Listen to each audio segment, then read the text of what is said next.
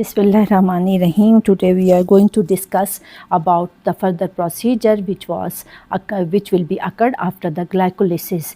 लेकिन इससे पहले हम throughout ये कुछ process की लोकेशन देख लें कि cellular respiration has three main stages. Glycolysis will occur in cytoplasm as we discussed before. इसके बाद हमारे पास दो और processes आ जाते हैं, Krebs cycle and electron transport chain.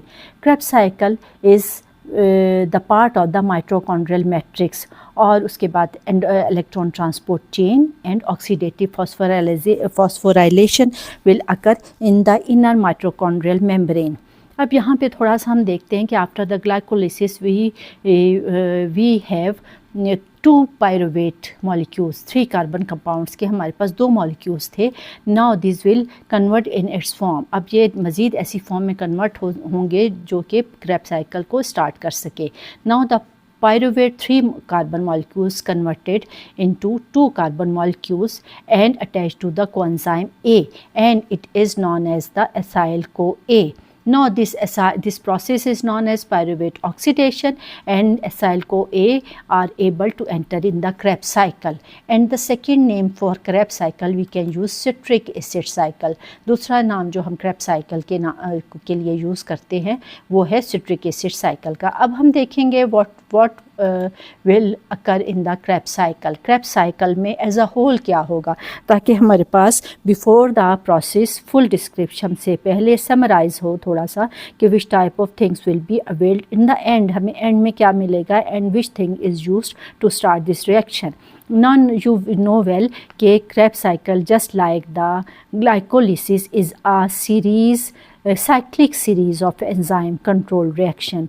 अब it means कि number of enzymes, just like glycolysis we discussed, number of enzymes at each step enzyme is present to continue the process to convert one product into another product. अब इसमें collectively हमने बात कर ली कि series of chemical reaction है, enzyme control reaction है, in which acyl CoA coenzyme A is completely oxidized.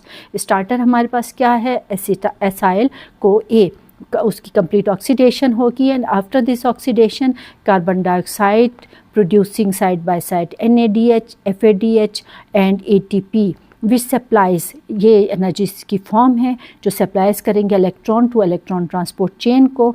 अब electron transport chain को जितने इलेक्ट्रॉन्स अवेल हुए हैं, ये these electrons will be used to pump protons and synthesize a large amount of ATP through the process that is known as oxidative phosphorylation. ठीक, अब ये सारा आपको समझ आ गई कि Krebs साइकिल में बहुत से एंजाइम्स इन्वॉल्व होंगे, नंबर ऑफ़ केमिकल रिएक्शंस होंगे. स्टार्टर पॉइंट पे हमारे पास acyl CoA है, कोएंजाइम A है जो कि ऑक्सीडेशन के प्रोसेस से गुजरेगा, कार्बन डाइऑक्साइड NADH, और इनकी फुल डिस्क्रिप्शन आपको पता है कि नाउ निकोटीन एमाइड डाइन्यूक्लियोटाइड की रिड्यूस्ड फॉर्म है, फ्लेविन एडेनिन डाइन्यूक्लियोटाइड की ये रिड्यूस्ड फॉर्म है, FADH2 एंड ATP और GTP. ATP are just like equal, बिल्कुल सेम है. ऑल दो NADH और एंड FADH2 की जो अमाउंट है वो ATP से मैच नहीं करती, लेकिन इन्होंने दोनों ने कन्वर्ट होना होता है इन द एंड ATP में. अब इस प्रोसेस का पर्पस क्या है? सबसे पहला पर्पस तो ये इस डिटेल ही में आपको पता चल गया, we want to oxidize the acetyl CoA. Second purpose भी आपको इस डेफिनेशन में पता चल गया, for the production of NADH and FADH2. For which purpose? For getting ATP. Final form हमारे पास क्या होगी, एडिनोसिन ट्राइफॉस्फेट, डाइफॉस्फेट, और ये मतलब जस्ट करेंसी ऑफ सेल. और इसके अलावा हमारे पास बायोसिंथेसिस प्रिकर्सर है ये प्रोसेस जो है. तो इस लिहाज से हमें ये सारे पॉइंट समझ आ गए. अब हमने स्टार्ट में कहा था about the pyruvate oxidation. Pyruvate oxidation की हमने बात की थी. This will occur for getting, ये किस लिए हम करें, ताकि हमारे पास acyl CoA आ जाए to start the Krebs cycle. यहाँ पे जिस एंजाइम ने पार्टिसिपेट किया for the production of acyl CoA, उसे हम नाम देते हैं पायरुवेट डिहाइड्रोजिनेस. पायरुवेट हमें कहाँ से मिला? After the end of the glycolysis. pyruvate dehydrogenase complex will use to convert the pyruvate into 2 molecules. Pyruvate के अगर ग्लूकोज से हमें मिले हैं तो 2 molecules हमें after the oxidation of pyruvate acyl को AA के हमें इसके भी 2 molecules मिलेंगे और आफ्टर दैट जो हमारे पास फॉर्म आ जाएगी वो एसाइल को AA की होगी. Now it is ready to enter in the Krebs cycle. अब क्रेब्स साइकिल में एक पार्टिसिपेंट हमारे पास ग्लूकोज से आ गया. Now second participant we need जो आपको बिल्कुल पैरेलल में नज़र आ रहा है ऑक्सैलोएसीटेट. ऑक्सैलोएसीटेट कहाँ से ये ऑक्सैलोएसीटेट आएगा? It is the end product of the Krebs cycle.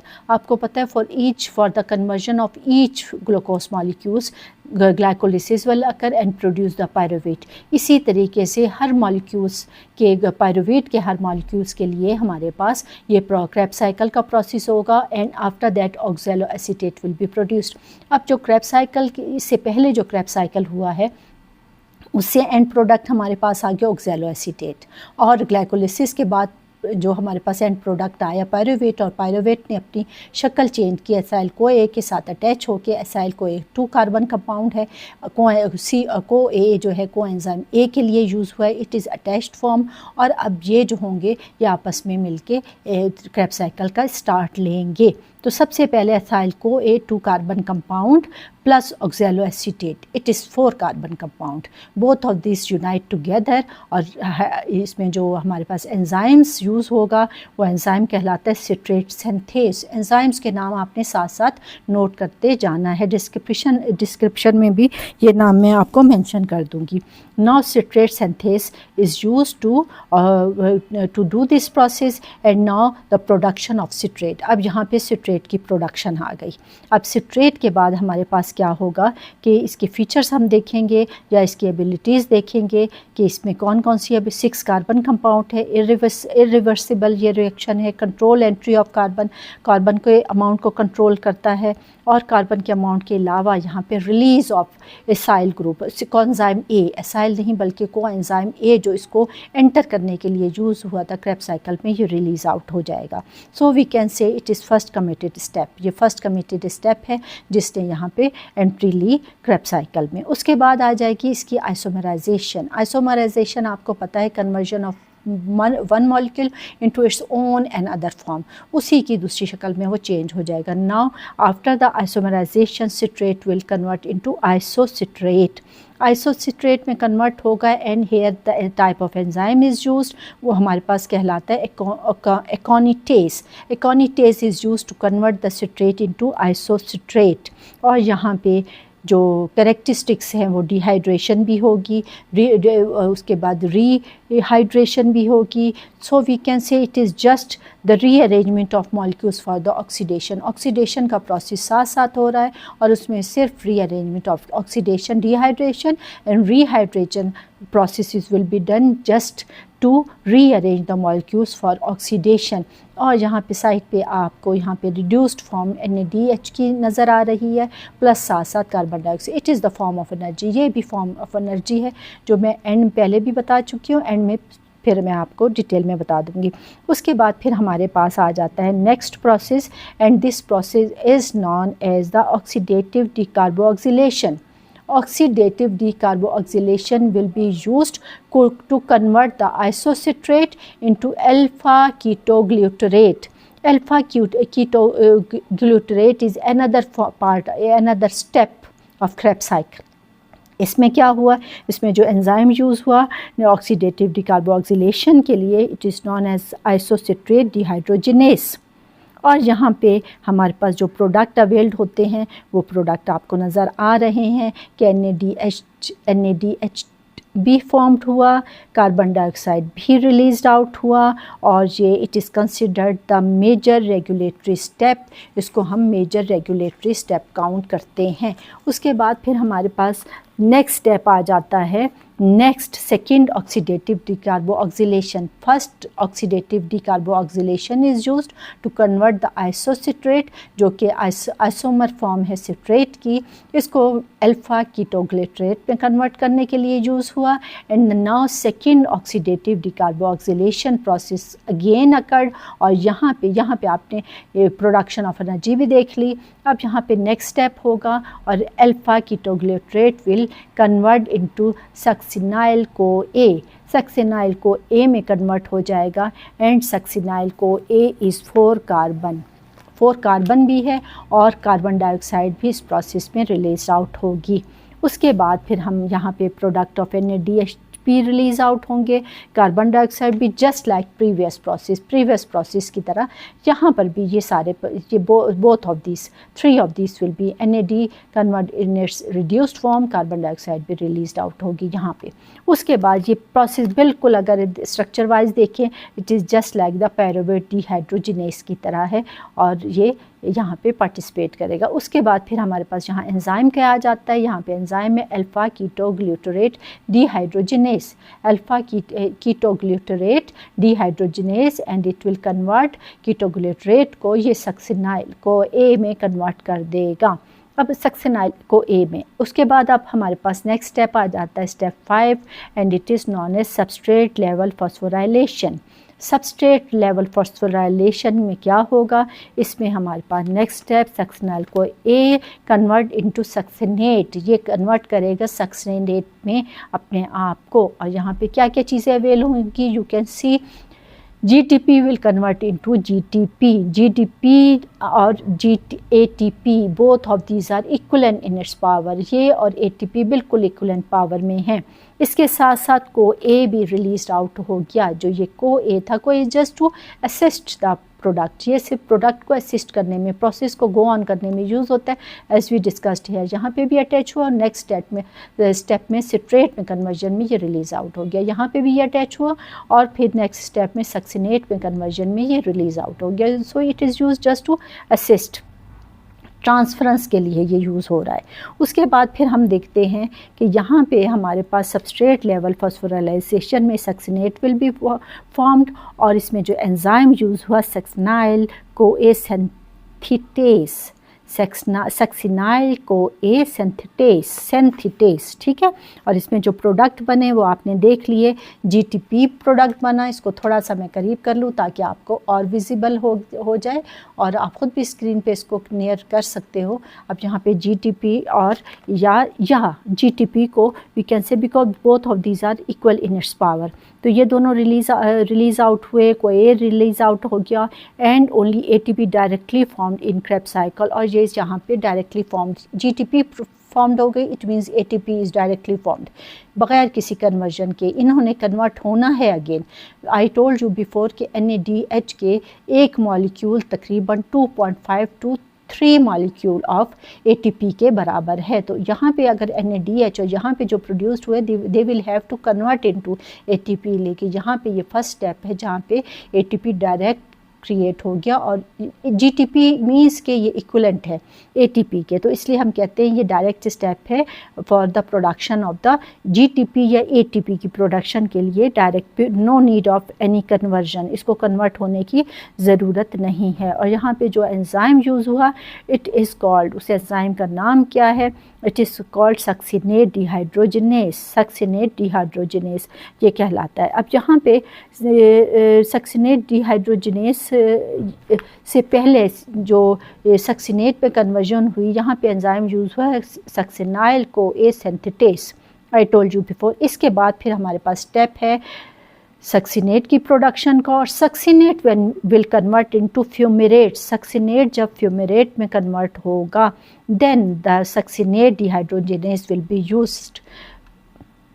और यहाँ पे फ्यूमेरेट में प्रोडक्शन के बाद हमारे पास क्या चीज़ अवेल हो जाएगी, FADH2। ये FADH2 क्या है, it is reduced form of flavin adenine dinucleotide, flavin adenine dinucleotide की रिड्यूस्ड फॉर्म है जो प्रोड्यूस्ड होगी after the production of fumarate from the succinate. ये इतना समझ आ गया। उसके बाद इसमें एंजाइम भी हमने पढ़ लिया, which enzyme participate succinate dehydrogenase.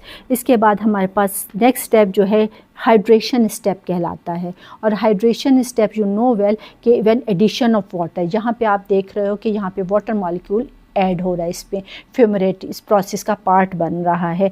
That is the reason we called it, यहाँ पे ये मैं करीब करके और दिखा दूँ, यहाँ पे ये हाइड्रोजन इसका पार्ट बन रहा है। That is the reason we called it कि ये हाइड्रेशन का प्रोसेस है। और हाइड्रेशन के प्रोसेस you know well कि entry of water, fumarate will convert into malate when it becomes the part of the water becomes the part of it, तो ये malate में convert हो जाएगा। और malate में convert होने के बाद में जो process involved हुआ fumarate को malate में convert करने के लिए, इसको हम कहते हैं fumarase। क्या नाम दिया उस एंजाइम को? फ्यूमरेस का नाम दिया। उसके बाद हमारे पास फाइनल ऑक्सीडेशन आ जाएगी। इससे पहले हम ऑक्सीडेटिव डिकार्बोक्सिलेशन 1 और ऑक्सीडेटिव डिकार्बोक्सिलेशन 2 और फर्दर प्रोसेसेस ऑफ ऑक्सीडेशन। उसके बाद हमारे पास एडिशन ही हाइड्रेशन का प्रोसेस भी हुआ। हाइड्रेशन के प्रोसेस के बाद फाइनल ऑक्सीडेशन है, मेलेट की फॉर्मेशन के बाद फाइनल ऑक्सीडेशन। अब मेलेट कन्वर्ट हो जाएगा ऑक्सैलो एसीटेट में। ऑक्सैलो एसीटेट क्या है? Final product of the Krebs cycle. that this will be used again to start the new Krebs cycle, जो कि फिर मेलेट की कन्वर्जन के बाद ऑक्सैलो एसीटेट और ऑक्सैलो एसीटेट दोबारा से Krebs साइकिल को स्टार्ट करने में मदद करेगा। The part of this Krebs cycle with the combination of product which was availed after the end of the glycolysis. Glycolysis के बाद जो हमारे पास पिरुवेट हुआ, उसने एसाइल को ए में एसाइल में कन्वर्जन की, 2 कार्बन कंपाउंड में को ए के साथ अटैच हुआ और फिर and product of oxalo acetate के साथ फिर इसने न्यू कार्बन साइकिल का स्टार्ट लिया। सो ऑल ऑफ दिस, अब इसमें हमारे पास जो प्रोडक्ट आ गए वो प्रोडक्ट हमारे पास क्या क्या है? NADH भी आ गया आफ्टर द कन्वर्जन। ये देखिए इसकी रिड्यूस्ड फॉर्म ऑक्सैलो एसीटेट की प्रोडक्शन के साथ ही हमारे पास एक और nicotine adenine dinucleotide reduced form of NAD है, ये अवेल हो गया। और इसके साथ साथ हमारे पास रीजनरेट ऑक्सैलो एसीटेट भी आ गया। इट मीन्स कि अनदर Krebs साइकिल हम स्टार्ट कर सकते हैं। अब यहाँ पे फ्रॉम एनर्जी फ्रॉम 1 एसाइल को एंजाइम जो 2 कार्बन है, इससे हमें क्या क्या चीज़ें मिली? हमें हमें NADH3 मिले। NADH3 1 2 एंड 3 NADH3 हमारे पास अवेल हुए। इसी तरह एक हमारे पास FADH2 की एक फॉर्म हमें मिली, GTP हमें मिला और कार्बन डाइऑक्साइड 2 मॉलिक्यूल्स हमें मिले। कार्बन डाइऑक्साइड के 2 मॉलिक्यूल्स कहाँ? एक ये और एक ये। ठीक है, अंडरस्टूड। अब ये है फॉर 1 ग्लूकोज और 1 ग्लूकोज के लिए 2 टर्न्स ऑफ दिस साइकिल, 2 दफ़ा ये प्रोसेस होगा फॉर 1 ग्लूकोज। क्यों 1 ग्लूकोज के लिए 2 साइकिल? क्योंकि 2 pyruvate was availed at the end of 1 glucose molecule. 2 carbon थे तो 2 पायरुवेट थे, तो 2 पायरुवेट ने 2 एसाइल को ए प्रोड्यूस किए। ये टर्न हमारे पास था for the conversion for the utilization of 1 acyl को ए।